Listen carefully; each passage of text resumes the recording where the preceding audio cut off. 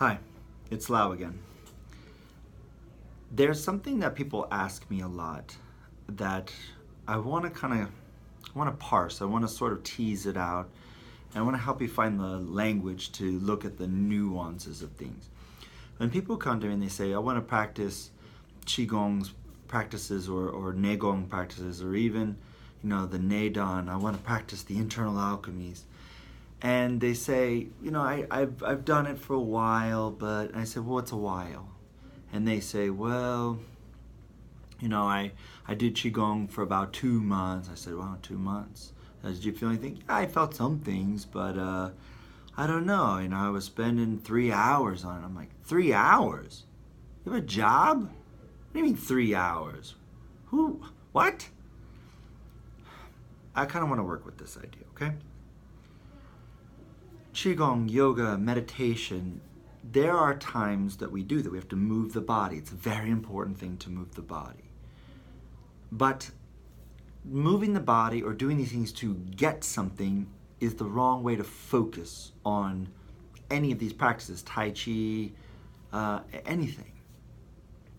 It's the process itself that matters, not the result of the process, because the result of the process is not going to be a static thing. If I get this, I do that. If I get this, I do that, right? It's like, if I eat, I get full. That's easy to understand. Well, it doesn't work that way with things like Qigong. I mean, you do feel better sometimes. Sometimes you feel like crap afterwards. Sometimes it makes you more. It just depends, because it's a long process. And life isn't a sprint. It's a marathon. You have to kind of settle into it. But here's some things that you have to understand about this process of Qigong and meditation and yoga. And some people chant, some people do the Kundalini, some people do...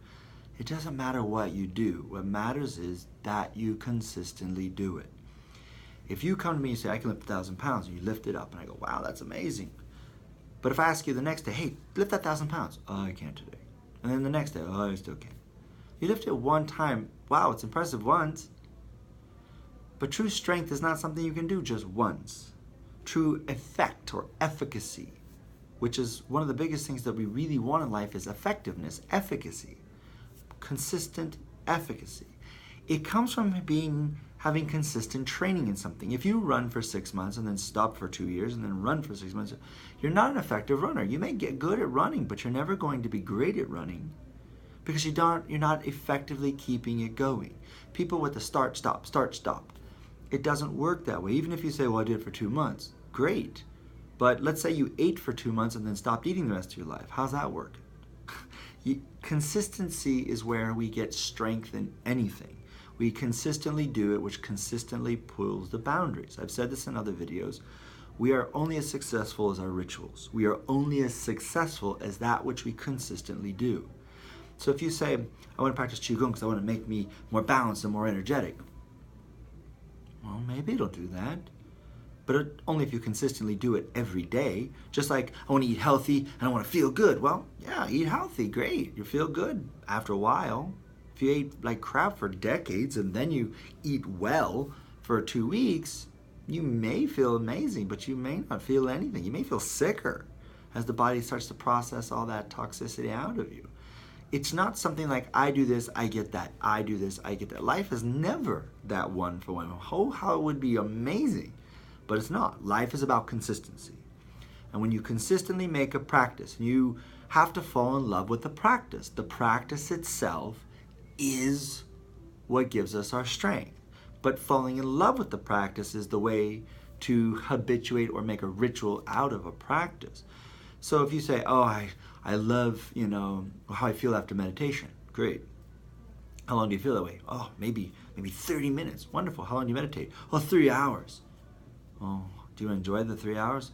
Oh, no, it's a drudgery. So you do 3 hours of drudgery for 15, 30 minutes of good feeling? That doesn't sound like a good return on investment.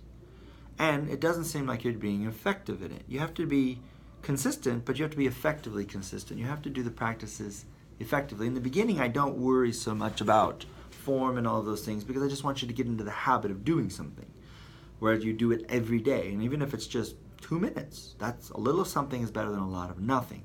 But consistently practicing and refining and making it more effective and more effective and more effective, regardless if you feel amazing or not.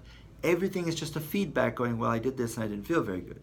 So what does that teach me? And then you use that. And then I did this and I felt amazing. Well, what was the difference between the two? And you constantly refine and refine and refine. But if you're just doing to get something, it's not going to be nearly as effective as if you fall in love with the process.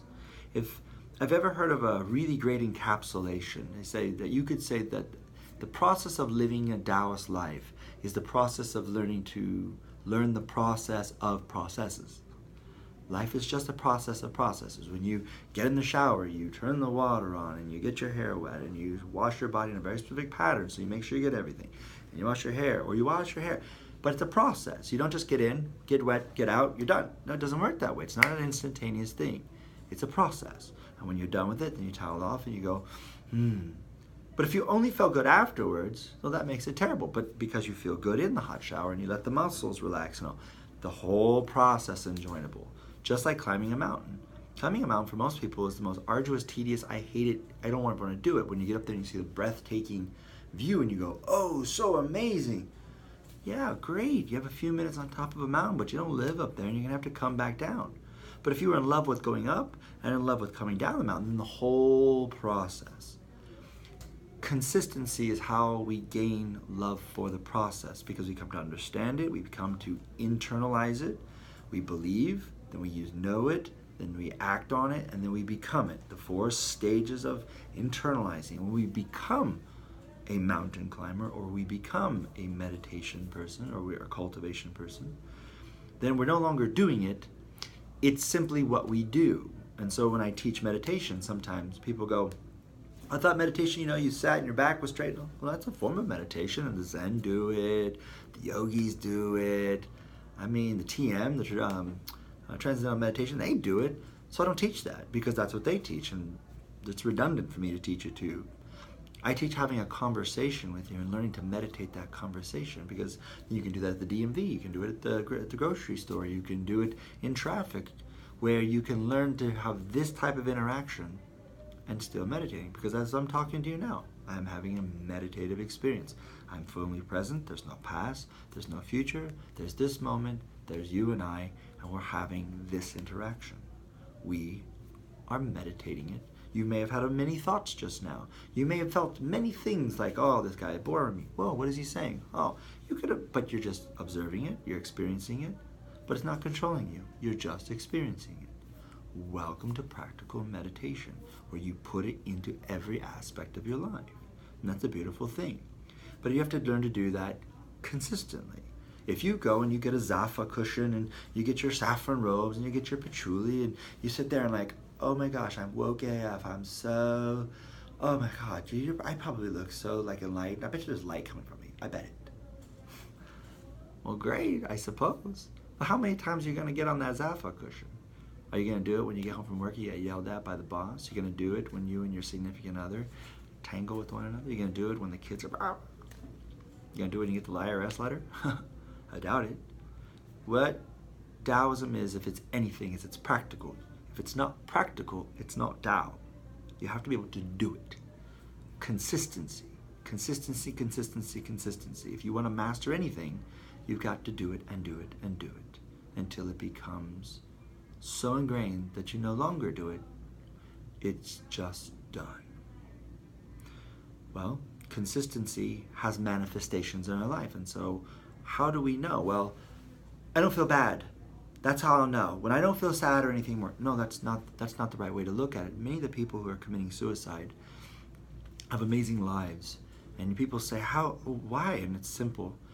A lot of people climb the mountain hoping at the top there'll be some magic, there'll be some thing that will kill this pain, this demon, will kill this hurt from a childhood trauma or early in life or whatever they're going through. And people are going through things, and it's not to minimize or degrade it at all, and it's a very sad thing. But we have a saying in Taoism, the only Tao you find on the mountain is the one you bring with you. And if you think climbing to the top of financial success or social success or professional success, where I can get on a plane and go anywhere and eat whatever I want and meet all of my heroes and do anything, if you think that's going to take away any of the pain in your heart, you're already missing the point. It's about balancing the equation. It's about learning that spring comes every year and you don't lament it. And fall comes every year and you don't lament it. Life's a circle, life's a cycle. And we have to learn to live within those cycles. And some days, depending on what's happened in your life and your relationship to those events that happen, it's going to hurt. And no matter how much money or how many kids you help, or how many orphanages you build, or how much you give motivational speeches about how happy you are, you're going to feel that again. Do you know why? Because you can't have the one without the other. It's impossible. So, we practice consistently, and those practices, those things that we integrate into our life, they give us purpose and give meaning to our life, they see us through those dark times, and those dark times will come. But if you consistently are practicing, even in the dark times, and if you make it practical, then you start to notice that your life starts to become what we call coherent, and it starts to become more balanced. And how do you know that? Because you look at your thoughts, your words, and your deeds, and across the board, you become congruent with yourself. You become honest in your thoughts. You become honest in your words. You become honest in your deeds. Honest for yourself. You're accurately describing your world. And some days, it's going to suck. And you're going to say, I remember something happened when I was a kid and it's just so hard for me. And you go, yeah, that's hard for you. That's true. It's hard for anyone. But that's okay. Come here. And you go to your practices because those become your refuge. And if those practices aren't helping you, you go deeper into them. You go and find people, myself, there are plenty of teachers out there, and you work with them all the way through them. But the point is to do it consistently. Set something that you want to aim for, and you do that. And you set for next thing and you aim it. And life's just a series of processes. And they see us through the amazing times and then see us through the hard times. And they both will come, just as spring and fall will come. But consistency is the key. Consistency is what real strength is. Strength is not doing something once incredible. Strength is doing ordinary things in unordinary times over and over and over. To do common things in uncommon times is the key to the deepest courage, the deepest commitment and sincerity and belief. And that will only come by being consistent. All right, if you have any questions, please don't hesitate to let me know. If you want to email me offline, I'm at lau@fourdragonschool.com. Otherwise, hit like or share, and we'll see you next time.